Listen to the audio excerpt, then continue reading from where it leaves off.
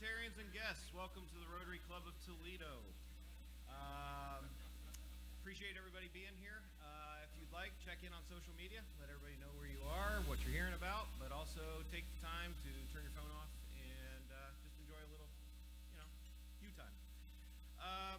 I would like to ask member Kelly Train to come to the podium to deliver a reflection and lead us in the Pledge of Allegiance. Kelly.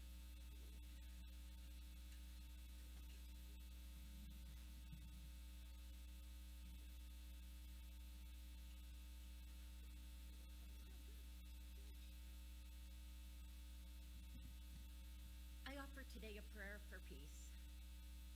We pray for the power to be gentle, the strength to be forgiving, the patience to be understanding, and the endurance to accept the consequences of holding on to what we believe is right. May we put our trust in the power of good to overcome evil, in the power of love to overcome hatred. May we pray for the vision to see and the faith to believe in a world emancipated from violence. A new world where fear shall no longer lead persons to commit injustice, nor selfishness make them bring suffering to others. Help us to devote our whole life in thought and energy to the task of making peace. Pray always for the inspiration and the power to fulfill the destiny for which we and all humans were created. Amen. Please join me in the Pledge of Allegiance. I pledge allegiance to the flag of the United States of America, to the republic for which it stands, one nation, under God, indivisible, with liberty and justice for all. Thanks, Kelly. As we begin our meeting today, I'd like to thank and acknowledge Danbury Realtors as this month's sponsor and Rotarian Max Reddish. So, Max, thank you very much.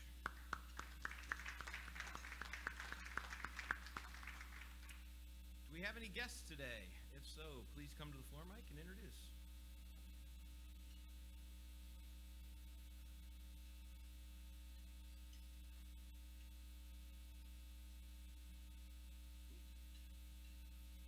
Got a bunch? I love it.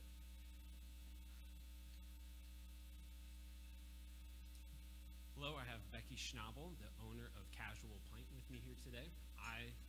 She's my guest, right? She's your guest. Okay. Yes, you can take all the credit. A fun little fact, she's a fan of bowling. If anybody knows a bowling league to join. Hey, Tommy, do we have a bowling league? Just checking. Excellent. Becky, I'm glad you're here. So glad to see you. Go check out the Casual Pint if you haven't been. It's fantastic. Not that I've ever been in there or had a beer or anything. I've never been in it, but yeah. President Travis, I have the pleasure of introducing a prospective new Rotarian who's put his application in already, my son Jonathan, who works with me. Excellent. And he could probably be recruited for bowling. Welcome. Glad you're here, Jonathan. Look forward to getting to know you. President Travis, associate of mine, Mike Miller, another prospective new member. Excellent. Welcome, Mike. Welcome, morning, President Travis and the Welcome. Rotarians. I'd like to welcome actually a prior guest, but a friendly guest, Alana Machenko with Toledo Helps Ukraine. Excellent. It's good to see you as usual. Thank you. President Travis, fellow Rotarians, I just met and am glad to present to the group Kim Priestap with the Ohio Attorney General's Office. Wonderful person and a potential Rotarian. Excellent. Glad you're here. Good to see you. Mr. Dale. I got in trouble last time, so I don't want to be in trouble this time. Good to see everybody. Dustin Dell, President-elect with Reynolds Corner Rotary. Know most of you, but it's great to be here today. Thank you for having me. Glad you're here, buddy.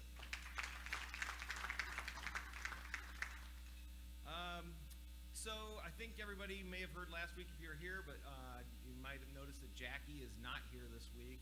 Jackie and President-elect Kevin Mullen are actually at the large club conference down in Baton Rouge. It's a fantastic conference. It is very helpful for our club because it's all clubs of a similar size, so they have very similar topics and issues to discuss. So I'm looking forward to hearing from them next week and getting a little rundown of what they see and hear and learn this week. I'd like Alec Falkenberg to come to the podium and talk a little bit about membership recruitment. Alec.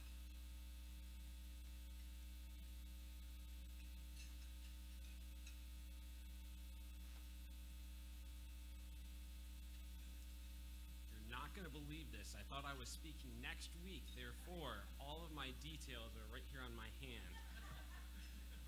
So as you know, when we started the new Rotary year, we had a goal of 100 new members. So we are well on track. In fact, we are actually outpacing our goal. That is amazing. Continue to bring guests. Yes. We are well on track. However, we still have work to be done. So I need you all to submit 300 names by the end of the week. Totally kidding. We're well on track, so I could not be more excited. Thank you so much for all that you're doing. We are going to be starting a membership campaign drive at the beginning of the year. I will at some point come up again with a formal presentation to talk about that. As we have a goal of 100 new members, we're going to start that with a leaderboard. We're going to have so many things to view, and we have prizes that we'll be announcing once we have that figured out. However, we're going to set a goal, and we're going to work to achieve that. So if you have guests, please bring them. Take a look at the program that we have coming up for each week. You know someone that might find benefit in hearing about who our guests are, who's going to be speaking. Please invite guests. You could definitely use them. Is that all I need to talk about? Am I doing that as well? At some point, I didn't know if I was supposed to introduce this or not. At some point, we're going to be doing a drawing here today. When you got that ticket, that is going to be for our Spirit store. So we have all of our Rotary swag that we can buy from. Someone today is going to win that raffle, and they're going to get a little bit of a incentive to purchase something here soon. So at some point we'll do that, whoever that might be. So be on the lookout for the rest of the meeting. Make sure to stay awake and stay till the end. I'll stop talking before I get in trouble. Thanks, Alec. So we've got a pretty light agenda today, which is kind of nice given how much we talked last week. But want to do a reminder about tomorrow evening. As you all know, tomorrow is World Polio Day.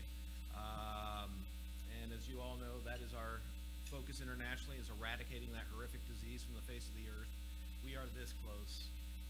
Tomorrow, we are meeting at Plat 8 Restaurant on the intersection of Central and Talmadge. The owners have agreed that all tips for the entire evening will be donated to the End Polio cause. So starting at 4:30 until they throw us out, please join us at Plat 8 Restaurant. Pints for polio, like I said, cocktails for a cause, vaccines, vodka, whiskey and wine, and world health, whatever. Come on out, support us, have a great time, most importantly, but let's help eradicate polio from the face of the earth. Other than that, let's get started. I would like to ask somebody I think I've met before once or twice. I think her last name's pronounced Tangleman. Tracy Tangeman, otherwise known as the much better half of my relationships. Please come up and introduce today's speaker, Steve Snyder.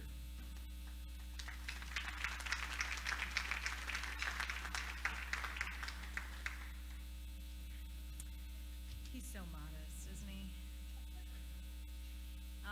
So it is my pleasure to introduce our guest today, someone that I work with very closely, and who is the acting resident agent in charge of the United States Secret Service office here in the Toledo area. Steve Snyder is a senior special agent. He has been in the Toledo resident office since 2011, and before that he was in the New York field office. He's done exactly what you would expect. He's done protection details at the White House for the then president, as well as protection details for presidential candidates on the campaign trail. And you're going to learn a lot about what the Secret Service does, because there's a lot more to it than what a lot of people realize, and I don't want to steal his thunder. So I'm just going to give you some of the highlights. He is a member of the Joint Terrorism Task Force. He is also a Cyber Fraud Task Force Coordinator. He is a Child Exploitation Ambassador, and very aptly won Investigator of the Year in 2019. Before that, interesting fact about Steve, he was a school teacher for 6 years, and his accolades, of course, occurred even in that 6 years, because he was named Teacher of the Year in 2001. Before before he responded to the sense of duty that brought him to the United States Secret Service. So please welcome Special Agent Steve Snyder.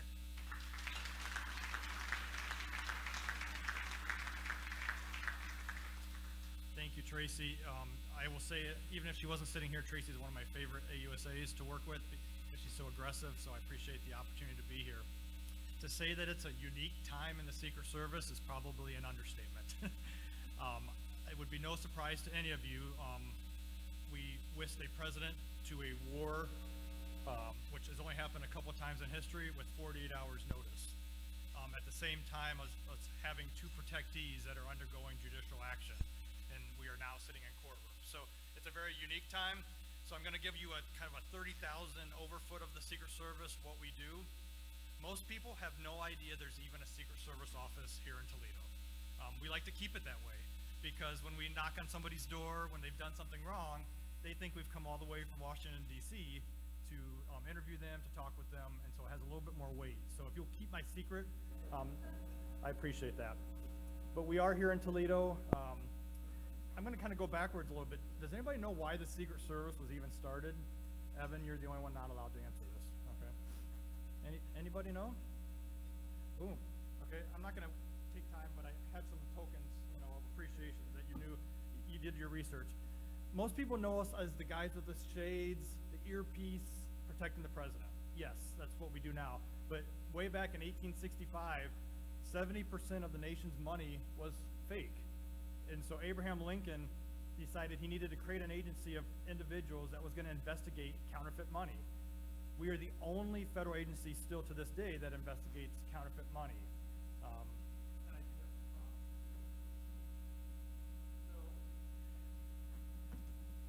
Counterfeit money has obviously changed over the years. We have as simple as a 14-year-old boy in his basement trying to see what he can get away with, gluing two pieces of paper together and trying to use it. There's that. But you also have some people who maybe aren't the smartest individuals. They decide to take $1 bills and cut off the ends and put on fake 20s and then try and use it as a $20 bill. I am easily not the smartest person in this room, but if I flipped it over and see the word one on the back, that's a clue that that's probably counterfeit. So we do get a wide variety of counterfeit. We take in about $7,000 each week here in our Toledo office, which shows you that there's still that much counterfeit in circulation. I won't make you look in your wallets right now, but you probably all have a bill that could be considered counterfeit. There's still that much in circulation. But going back 1 second, fun fact, what happened to Abraham Lincoln the day he created the Secret Service? Any guesses? Right. The ironic part of that creation of the Secret Service, the same day we were created, he goes to Ford's Theater and gets shot.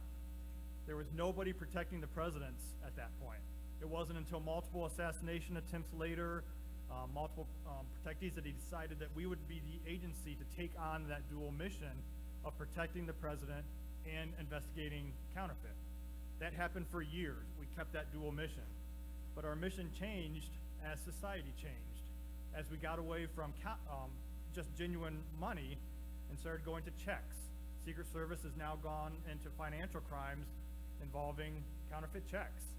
In a weird way, that has reared its ugly head here recently. We've taken more calls in the last 2 weeks of fake checks than we've taken in years. So for some reason, people are back to paper checks again. As our financial system changed, everybody started moving into credit cards. And so Secret Service is tasked, along with FBI and some others, to investigating credit card fraud. One of my favorite credit card stories was another very smart individual, Hammett Rodriguez. Hammett Rodriguez goes to the Kroger down in Bowling Green. He runs into a 16-year-old cashier who did her job well. She taught me a valid lesson because she took 1 minute to do her job well. And I always tell my kids, I tell when I'm doing speaking engagements, if you would take 1 minute to do something, you'd be surprised. Whether it's reviewing a contract, whether it's, before you send that wire that might be fraudulent, taking the time to, if you took 1 minute, like this cashier did, she unraveled an $800,000 fraud case for us. Because Hammett Rodriguez made a credit card. He was smart. He put his face on it, used a machine to put his name on it, but on the back of it, he had stolen the vice president of American Express bank account information. So when he goes to use the card, the cashier knew enough to realize that he had presented a MasterCard to her. And she's like, what, on the receipt it said American Express. And she's like, something's not right. She took that 1 minute, she called her supervisor. Hammett Rodriguez realizes something's up, he takes off running. Most people who aren't doing fraudulent activities don't take off running out of the Kroger's. So needless to say, Hammett Rodriguez made our job pretty easy because he was also greedy. He had typed in his rewards number at Kroger's because he wanted the points. So we were able to go through all of Ohio to Giant Eagle and Kroger's and find out and track every single transaction he had done with this credit card because he had used his reward. But again, that 16-year-old cashier did her job well. So sometimes we get lucky like that. But as society has changed, our investigations have continued to change. We now, obviously, with computers, we do a ton of financial crime investigations online, whether it's mortgage fraud, financial institution fraud, fraud against an individual. We have a ton of elder abuse fraud through all the scams that I won't stand up here. I mean, that's a whole nother separate hour presentation on just scams. So obviously that keeps us busy. The one type of investigation that keeps me up at night, and that's where I met Tracy originally, and we've done some great work on, and that's crimes against children. It's some of the most horrific cases we have to work.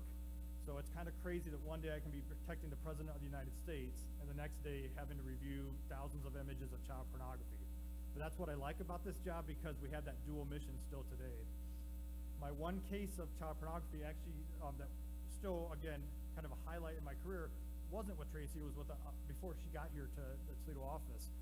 It was an individual who was living in Maumee, and he was posing as a 14-year-old boy, and he was a 40-year-old man, and interacting with eighth grader females online. We found 238 eighth grade girls from across this area. Probably the hardest case I've ever worked, to have to go and sit down at their house with them and their parents and showing what they had just done online for this individual. Okay? It's been adjudicated. He's doing well-deserved time in jail or in prison right now. But it just goes to show you, it's very important work that Tracy do, that I do, in getting those people put away, because they're the people that are the bane of our society. Even though sometimes they might be just doing it, in their homes as well. So you might think investigations might keep us busy. That could be just our job full time. But our investigations is actually what we put on hold when we're doing the protection. That's our priority. When Tracy asked me to be here today, I said, well, I'm on travel status. I could get a call and have to go. And so there's always that possibility.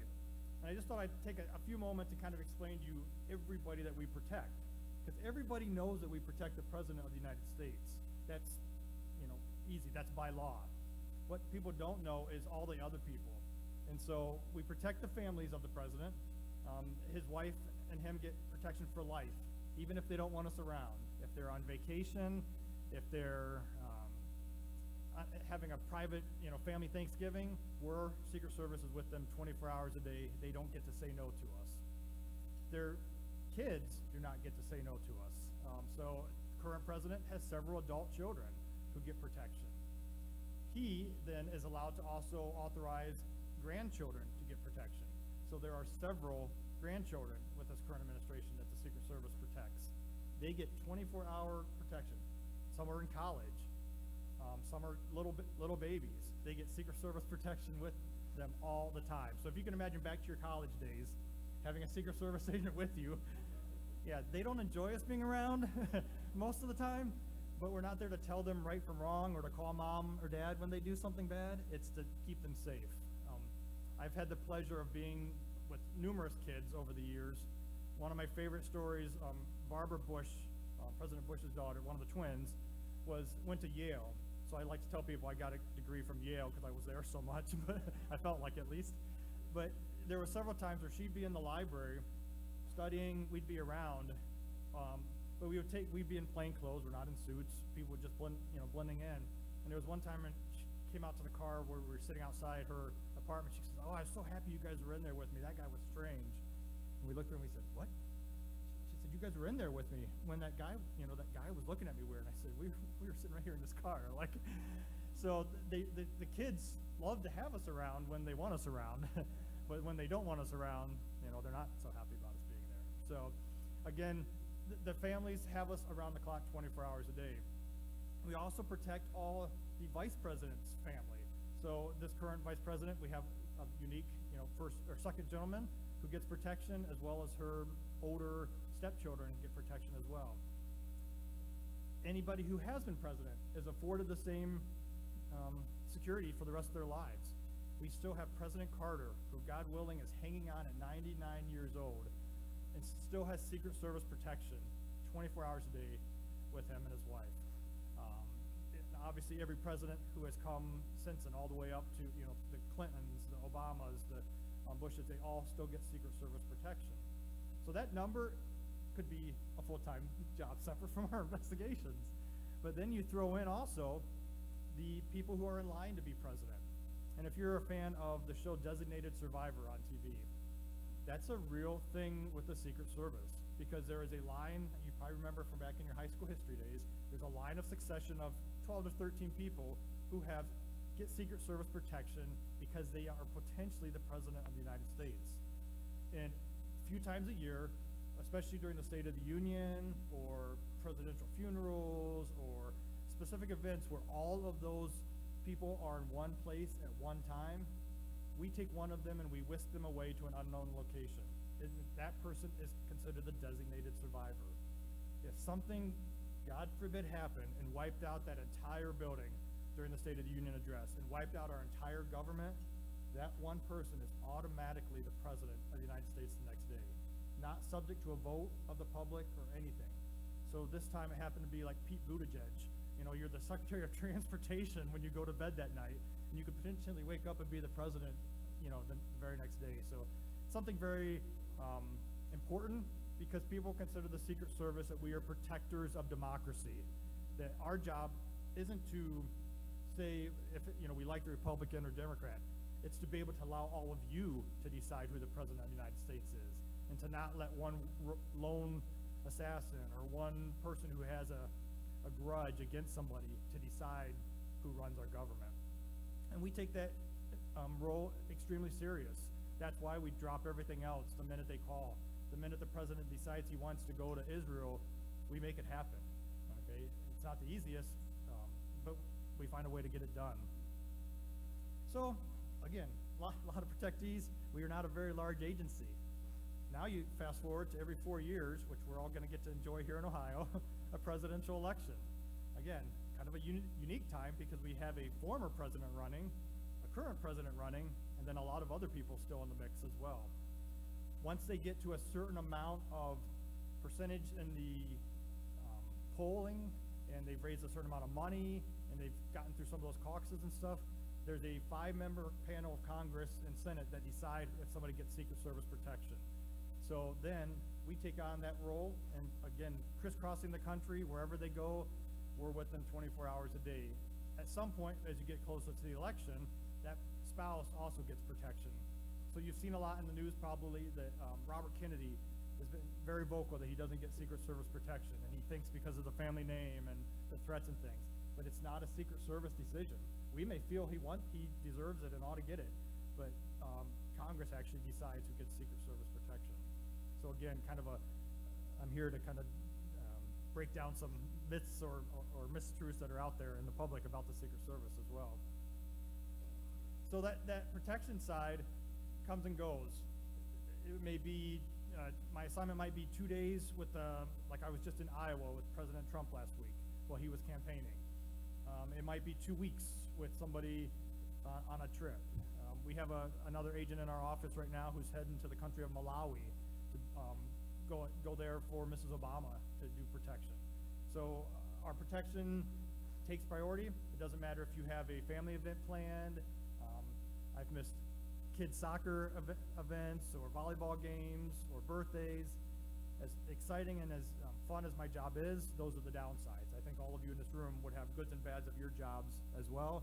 Those negatives are that I have to drop everything and leave and potentially miss family events. The combination of that dual mission, that investigation and protection is, again, what sets us apart. There's FBI that does all investigation. There's ATF does all investigation, DEA, State Department, maybe a little bit of protection with the Secretary of State, but there's no other agency that still carries that dual mission that we have. I hope, here in a little bit to answer some questions, because I'd much rather answer, the things that are on your mind or that you're curious about. But the Secret Service, we are a very small agency. If you think, to kind of put it in perspective, there are more FBI agents just in Toledo than there are Secret Service agents in the entire state of Ohio. So if you kind of put that in a broader spectrum, there's only about 5,000 Secret Service agents across the entire United States. And we have foreign offices around the world.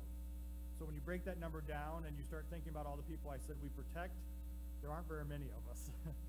Okay, so side note, we're always recruiting, by the way. Any of you think you got it in you, we're more than happy to entertain. My job has taken me places I never would have imagined that I've gotten to go. I'm very humbled by the fact that I've gotten to go to 48 countries around the world. Many of them I never want to go back to again, but many of which were dream vacations and destinations that I didn't pay, your tax dollars paid for me to be there. I didn't pay for it, and that's something that I treasure and cherish, that those opportunities have existed. We also get to be around history as it's happening. I'm never going to write a book like some people have, but I will treasure those events and things. There's times where my wife and my kids don't even know what I'm doing. There was one time when we lived in New Jersey that I hadn't been around much, and the teacher said to my son, who was at a Catholic school, "We haven't seen your dad much. What's he up to? We know he's probably traveling or something." He said, "He's working with some guy in white." I was on the Pope's detail, who happened to be in New York. So it's a little ironic that my son at a Catholic school didn't know who the guy in white was. But we throw protection on any of those world leaders when they come here to the United States. So again, we have our normal standard bylaw protectees. Anytime a world leader comes to the United States, they are warranted Secret Service protection. It doesn't matter if it's the president of a tiny, tiny country. I had to look up the last one, was Nuau or something. I didn't even know it was a country, but we were protecting him. He gets a full motorcade, lights, sirens, agents, guns, and we were on a walk, and he said he rides his bike to work every day in his country. But when he's here, we don't want anything to happen to him. So we protect any of those leaders, and the reason the Pope gets protection is because he's not only the leader of the Catholic Church, he's the leader of a country. Vatican City is a very tiny country. So again, everybody thinks that we protect celebrities. We don't. I'm not protecting Taylor Swift as she's going off to football games, things like that. That's a misnomer. The only time we really cross that line of celebrities is if they're running, some would consider back when Donald Trump ran for office, he was more of a celebrity than he was anything else from being on TV. That would be that only kind of crossover. We do get to interact a ton with celebrities. One of my favorite assignments in 22 years on this job was getting to work the Michael Jordan golf tournament, because every sports legend and icon that I could ever imagine as a young boy was there playing in that golf tournament. So I was like a kid in a candy store, so excited to be in that assignment. How am I doing on time, Tracy? Okay. I can talk. She said, I used to be a teacher, so I can talk a lot. But again, I want to make sure to answer some questions. I did bring a couple photos, because there have been sometimes our investigations have yielded very unique results, because people think maybe sometimes there's not too much exciting stuff going on here in Toledo. I would beg to differ. We had a case a couple years ago, and I can't take credit for the actual investigation because another agency started it, but we took down the #3 person in the world for making fake driver's license right here in this area. And I guess the best part of the story was when this agency came to us towards the end and said, we need some help doing search warrants on the houses, we need some help with the computer evidence, electronic evidence. We knew that they were investing the money that he made from these fake IDs into Bitcoin or cryptocurrency, electronic currency. So we went into that house knowing that that was a possibility. But if any of you are investing in that, you know that there's lots of protection in it, that it's pretty anonymous to try and figure it out. But this individual left one piece of important evidence laying around that we took that day. He left a USB drive on his kitchen counter. Okay, we take everything out of the house, and not knowing that how important this little USB drive was that day. He had stored all of his cryptocurrency on that USB drive. So that evening, we took $5.5 million, moved it from his cryptocurrency account into an account in my name. So for one evening, I was a millionaire. Secret Service said, no, not so fast. That's coming to us. So that same evening, I was no longer a millionaire. And we held on to it, and then COVID happened.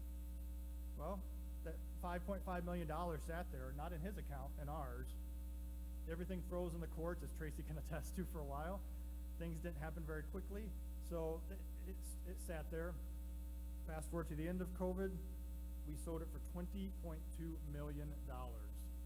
So for still the single biggest seizure for the Secret Service in one day happened right here in this area. And if I can try and pull it up, I do have a picture, because the better part of the story is, never in my career did I think I'd be digging for gold. But towards the end of the case, we were working with the individual and trying to make sure we had everything from him, and the judge ordered that he had to turn over all his proceeds. And he said, you guys didn't get everything. And we said, what do you mean? We took $5 million, but you didn't get everything. He said, I had some money buried in my backyard. He had buried gold coins, and he told us exactly where it was, but that's me in a suit digging for gold in the backyard at this man's house. So you never quite know where your criminal investigations are going to take you. But he had another $80,000 buried in his backyard. So we were or very happy to go take that as well from him. So, and truly put an end to that investigation. So our investigations have kind of ebbed and flowed over the years. We have the pleasure at the federal level of being able to, if it's a major crime, like we have $1 million cases that come to our attention, or that police departments stumble upon it and bring to us. If it's not something that we think the U.S. Attorney's Office is going to take, or a high enough loss level, we in the Secret Service have the ability to then take it to the state. And we work a lot with the Lucas County Prosecutor's Office, the Wood County Prosecutor's Office. We cover 22 counties out of this office. So we can go to any of those counties and then take those cases as well. So there's several times where we get notified of somebody who has lost $40,000, $50,000, which is a lot to all of us. But in the grand scheme of federal cases, that's not very big. So we will take the case and present it then to the county prosecutor's office. The nice thing about the Secret Service is a lot of times police departments know that the weight of the federal government means something. And so they might pull over a car, highway patrol, or local police might pull over a car and find some credit cards in it.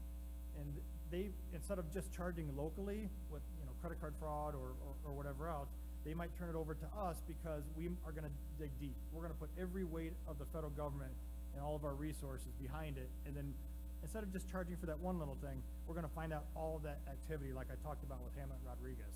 We're going to turn it into something a lot bigger, typically. The Secret Service, a lot of people think you got to be a former military. I just want to kind of wrap up and talk about a little bit about how you get into the Secret Service. As Trace said, I was a school teacher. Not to tell you, my life story, but I was in the Olympics, not in the Olympics, at the Olympics in 1996 as just a public person there with a good friend from college. I was at the base of the tower when the bomb went off, if anybody remembers back in 1996 at Atlanta. At the end of it, I got interviewed by the FBI and the Secret Service for about 2 hours. And they reviewed my videotapes, because I was there as just a tourist, basically. And at the end of it, the FBI agent said, have you ever considered a job in law enforcement? And I'm like, I'm an elementary school teacher. Not exactly. Thinking Secret Service or FBI. But that stayed with me. And it was just something that I thought, man, I never really thought about. And then you fast forward to 9/11 happened. And that's when I said, okay, there's just that calling. There's something that's, again, nagging me that I need to go serve in a different way. Serving as a teacher is one of the greatest professions, and I would go back to it in a heartbeat. But I needed to do something more. And so when 9/11 happened, I said to my fiance at the time, I got this crazy idea. And she said, yeah, okay, good luck with that. They're never going to take you. I never would have imagined 22 years later that I'm, standing here as an agent with the Secret Service. But a lot of people think you have to be in former military, and that's not true. Or you have to be a policeman. Obviously, that's not true. What I like about it is we have people who are engineers, we have people who are lawyers, we have people who were started out in the medical field or something, and all brought something different to the table. We are event planners. We've done multiple events with President Trump, Vice President Pence right here in this building. We have to come in and we have to secure it and make a plan around that event. So everybody brings something different to the table from their experience, from their backgrounds, which is what I like, because we're not all single-minded thinking. We might think outside the box in how we do something. The other misconception is that you have to be perfect. That we have no room for mistakes. Like anybody, any agency, we have people who make mistakes while they're on the job, but we do have the strictest drug policy amongst any federal agency to get hired, okay? Well, and that's understandable. If you're gonna be standing next to the President of the United States, we don't want you to be, having your mind altered or something. And I joked just 2 weeks ago, we had an individual come to apply for the Secret Service, and we were going through kind of the requirements. We got to the drug part, and he just slammed his stuff down, and he said, "What do you mean I can't do marijuana on this job?" And I said, "Excuse me?" He said, "If you had told me, I wouldn't have applied for this job." He thought that he was going to be quite capable to continue on with his, marijuana smoking while he was a officer with the United States Secret Service. So we do weed out people pretty quickly in the process.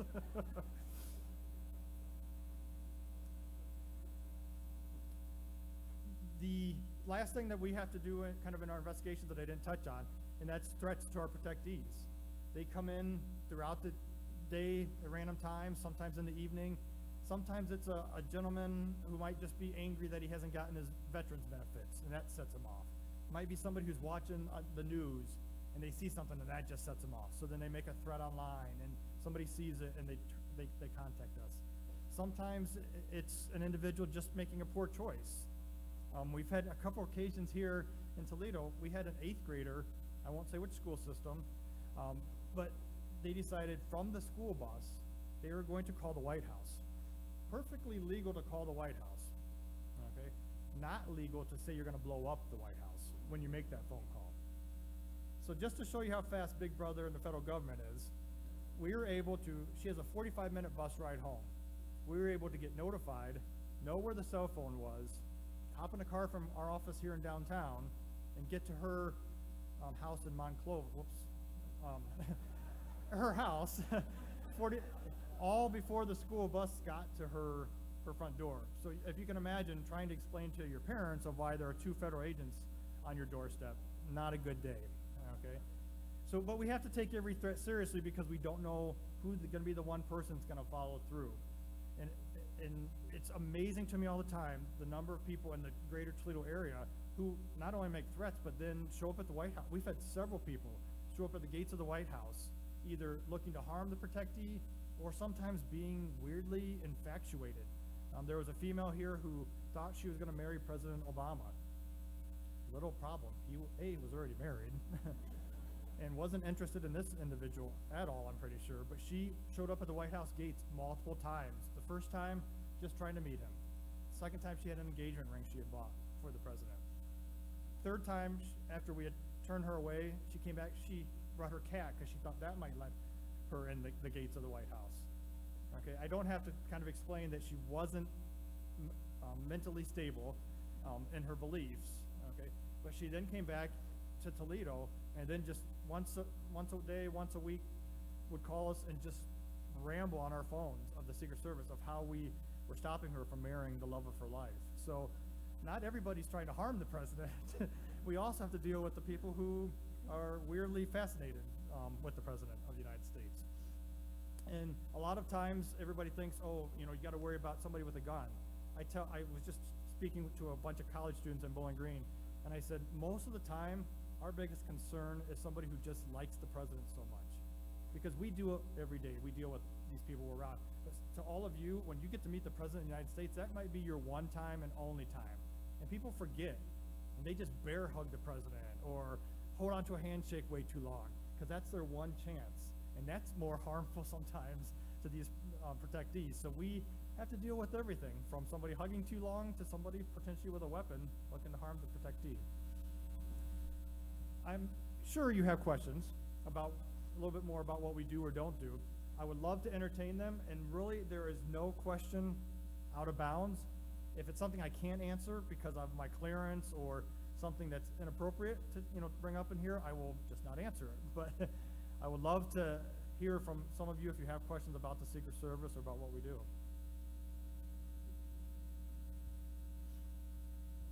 So I actually have two questions for you. Okay. One is, if you set aside the war zone and stuff like that, how long does it normally take you to plan a presidential foreign visit somewhere? And then my second question is, since you talked about child pornography and so on in the beginning, you're probably familiar with the movie Sound of Freedom. Yes. And which I would encourage everyone in the room to see if you haven't seen it, because the U.S. is the biggest consumer of child pornography and child trafficking in the world. So we got a problem here. But my question is, do you think you're making some progress on that front with the child trafficking and so on? Because you talked about breaking up some rings and things like that. Thank you for those questions. The first one is pretty easy. Typically, on a foreign trip like that would have happened last week, we would go months in advance. Easily 2 months ahead, we kind of do a quick search, kind of see what the area's like, and come up with a basic plan. And then we go about 2 weeks ahead of when the president's actually going on the trip, and that's when we boots on the ground. We've taken lots of people who will each have a part to play, and that's when we actually build the security plan around them. So if you think about that, we took multiple months and did it in 48 hours. So it's kind of a very unique experience. As far as the sex trafficking or child cases, I'd like to think we're making a dent in it, but I'm also realistic. It's like, I always say, it's like whack-a-mole, the old game at the arcade. We might take one person down and 3 more people pop up on our radar. We have a computer in our office that runs all the time, 24 hours a day, looking for people that are in possession of child pornography, because, not getting into a whole thing, but it's a peer-to-peer system that's sharing those things out. So our system is always constantly looking. There are hundreds in this 22 county area of ours, and we just can't possibly go after them all. We pick the worst offenders, the most grievous, because we can see somewhat of the images that are on their systems, and we go after them. But we are a small agency, as I said, and we do what we can, as Tracy knows, but we also, there's several more out there that we're not getting. So. My question is, excuse me, is one of logistics. I assume you're always on duty to an extent. If you get a phone call as you're exiting the room today, how do you get from here to wherever the problem is? Do you fly coach? Do you fly? No, is there an aircraft at the Toledo Express Gene Kranz Airport? I'm just curious. Thank you. Good questions. I don't want to make you believe that I'm working all the time.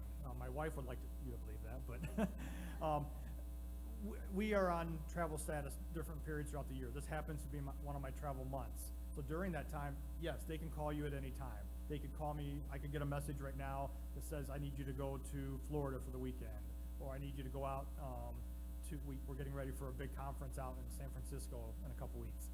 Yes, that could happen. We have very little notice sometimes. We don't fly out of Toledo, unfortunately, anymore, because there are not too many commercial providers. So most of the time, it's me hopping in a car and going up to Detroit Airport, where I can catch a direct flight to those locations. If it's a foreign trip, like I said, Mrs. Obama's traveling, Mrs. Biden's getting ready to travel, those we actually go to Washington, D.C. and hop on military aircraft, and we actually travel with the vehicles, all of our security systems, sitting on the rope seats that the military flies in. So we're just cargo at that point, getting to the destination. I'm wondering, with all the people you work with that you're protecting, is there maybe someone you had a personal opinion on that after you got to know them on a personal level, you kind of changed your mind, or got to see them behind the scenes when the cameras aren't on? Is there maybe something qualities of that person that you didn't know about that we wouldn't see normal every day to day? Thank you. I tell everybody all the time that the people you see on TV are not the people we see in real life. I'm not going to get into politics here at all, but I'll give you one example. President Trump has this boisterous, loud presence when he's on TV or when he's in front of people. But he is a genuine human being that cares about us in law enforcement, cares about the people around him, things like that. And the same with his family. President Bush Sr., who has since passed away, the nicest human being I've ever met in this world. He, treated us like his own family. I felt like I lost a grandpa when he passed away because, he was just that nice to us. I'm not asking people to be nice, but I ask the people that we protect to respect us because we're just doing our job. We're not judging them on what they're doing or where they're at or the decisions they're making. We're there to keep them alive and keep them safe. Hopefully I answered that. I will never speak bad about any protectee that we have. There are some people who I thought was one thing, and then when you spend 4 years with them day in and day out, they become something different. But you do build a relationship with some. As I think Tracy said, I was with President Clinton full time for 4 years. He made you feel like you were the only person in the room. Weird full circle in my life. President Clinton came to Perrysburg, to where I was a teacher, in the building where I happened to get named Teacher of the Year, and my name's on a plaque. And one of his staff members saw it, and so they of course tell the president. So he started calling me Teach. So that for the rest of my time on that detail, he called me Teach. And still to this day, when I see him, he calls me Teach. And he's been around thousands of Secret Service, but he can remember and makes that personal connection with you because, you're with them in the goods and bads of their lives. Hey, Steve Miller, Huntington Center, Glass City Center. We've worked together for, 10 or 12 years, done numerous rallies. I just had a quick story that I had to tell you. When we did the Trump rally here, normally when you guys come to a walleye game or to a concert, we open the doors an hour before the event. Well, this event, we opened it 4 hours before the event because of all the security that people had to go through. So I went to Steve and I said, hey, can I sell food? He says, absolutely. I said, well, can I sell beer? And he looked at me and says, no.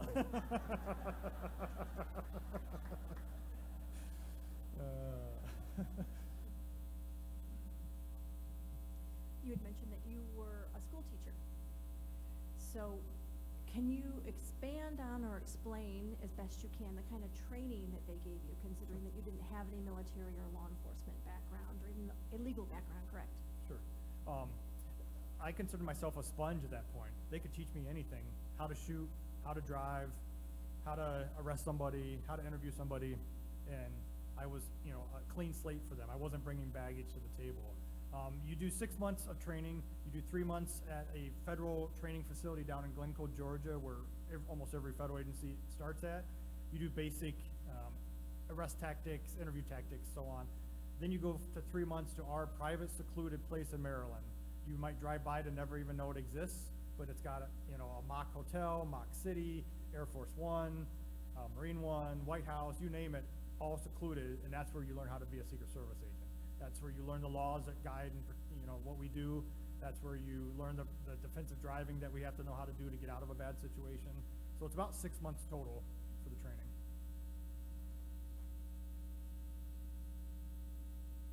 It intrigues me that you would have to protect a college student, and I imagine that presents some difficult decision-making on your part. So I'm imagining a college student in a bar having way too much to drink, and perhaps people coming around him or her that want to, drug them or whatever. At what point is it your responsibility to go in there and stop behavior that becomes dangerous? That's exactly it. When it becomes dangerous, we're not stopping them from dating or interacting or going through that whole weird experience we all went through in college. But I'll tell a story only because it's public knowledge and she talks about it all the time. Jenna Bush, who's on NBC News, tells the story all the time that she got caught underage drinking at a bar. And it's very famous. It was when her dad was still in office. And the bar owners came to the Secret Service and said, we know she's underage. What do you want us to do? And the agent said, we're not here to make her decisions for her. She makes those decisions. You do what you want. If you want to contact local law enforcement, whatever, she's held responsible for those actions.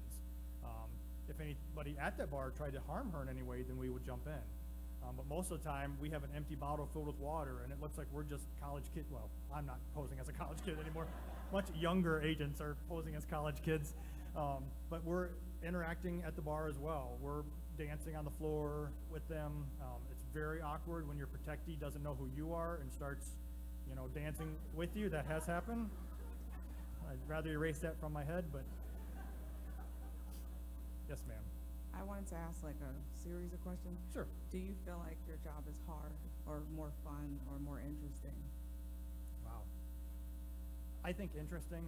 As I said, I mean, I never in a million years thought I'd get to go to Cairo, Egypt, and go into the pyramids on this job. But also, it's very stressful. I'm near the end of my career. Most likely next year, I will be looking to move on to another adventure. And it's because of the stress. I used to have hair. I used to probably, way less. I not only hold the investigations that we do, as I said, that hurt and you carry with you, but I carry the stress of something going wrong. Like that's hard. So. Is there an age limit to when the cutoff age, like the military? Do you guys have a lot of women, and do you have a lot of women, or any women, or enough women of color? Actually, we have a female agent of color in the Toledo office, actually. Yes, we have lots of females on this job. They're held to the same physical fitness standards as we are. One of my closest friends on this job is a female, and she's probably stronger than I'll ever be. You have to be on this job before the age of 37, and that's because of the federal retirement system. You're forced out at age 57, whether you want to be or not. So I just hit that cutoff. So I was wondering, how do you deal with protectees who are actively working to get away from you, and what do you do in that situation when they don't want you there and they are trying to give you the slip? Barbara Bush used to call it, let's lose an agent. And when we were in New York, she would try and hop in a yellow taxi. And if you've been in New York, there's 8 million yellow taxis. So our job would be to not lose that yellow taxi, because those college kids aren't hopping in a limo with us necessarily. We're trying to stay as close as we can to them. So we just do our best. There are lots of security measures we can put in place as far as cameras and alarms and things like that on where they're living to help us know when they're coming and going. I'm not going to get into details of things that we can put even on their person to kind of help us know where they're at now. So technology has helped change our job a lot. So, yes, sir.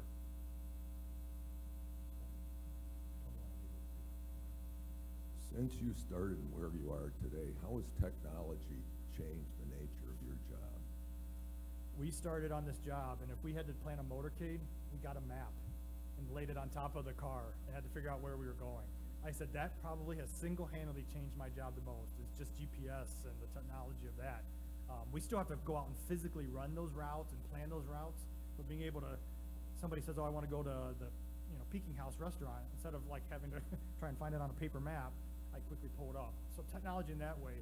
Also the investigative tools that we have, whether it's license plate readers, whether it's cameras now that have gotten way better at businesses, more security on some of the point of sale terminals. That stuff has changed our job as well. The other negative side of technology is 3D printing has changed our job. We used to be able to set up a metal detector as you came into the room and think that that was going to pretty much take care of things. But now people can make guns on 3D printers. People can make weapons of all kinds using that technology. So that's the negative side of how technology has affected our job. Thank you. Now, a follow-up question would be, just in business, there's always a where is technology going, and how do we position ourselves, and then how quickly do we have to be ready for that change in technology? So I'm curious about strategically how the group thinks, and how do they get that conversation or that stuff down to you on the ground? We have some very, very smart individuals in Washington, D.C. who are focused and always trying to stay up on the current trends, and we try and pump that out to our bank partners when we find out about it, or business partners. We are always willing, and I offer that to any of you, if you own a business and you want us to come talk to your employees about how to detect certain types of fraud that we're seeing, whether it's through credit cards, whether it's through identity theft. We're always happy to come out and talk to employees. And that's our best method, is to get out and be proactive. The same thing as I said about elder abuse.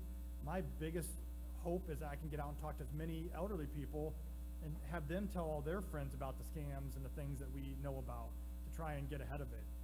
The best tool for us is all of you being proactive. But those people in DC are constantly trying to look at the foreign interactions. Most of our stuff, our fraud is coming from Russia or coming from China or coming from even from Africa in some ways. So we're always constantly trying to, once it happens, learn from it, but also prepare and try and get ahead of it in some ways. Any other questions with that? Thank you so much.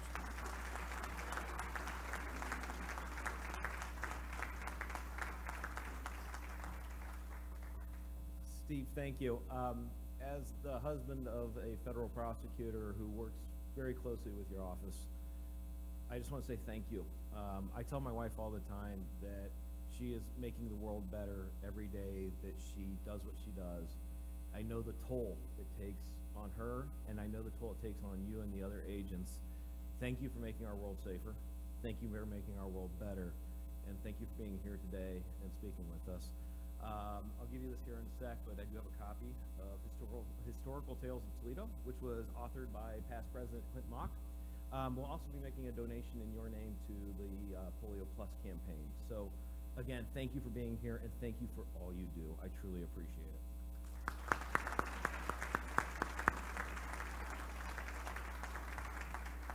Okay, next week, we will be meeting back at the Glass City Center. We did have a last-second change on our speaker.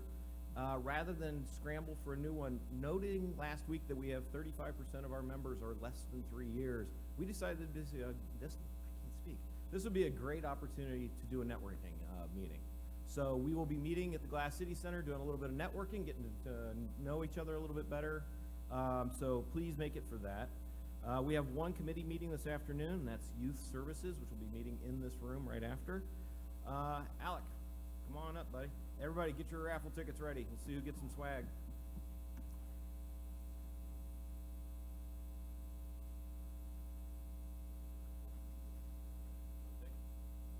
Sure, you're gonna pick.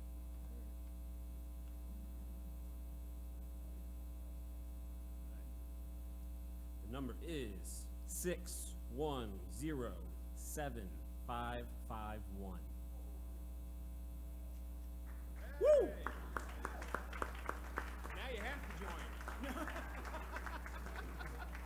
Here, we'll get you afterwards. Don't worry. All right. Excellent. Thank you, sir. Yeah. Now you have to join. Everybody, thank you all for being here. I know we're a couple minutes over, but I appreciate it. Steve, again, thank you. Tracy, thank you. Go out, create hope in the world, make an impact in our community and our world. Have a great week. We'll see you on Monday. Thanks, everybody.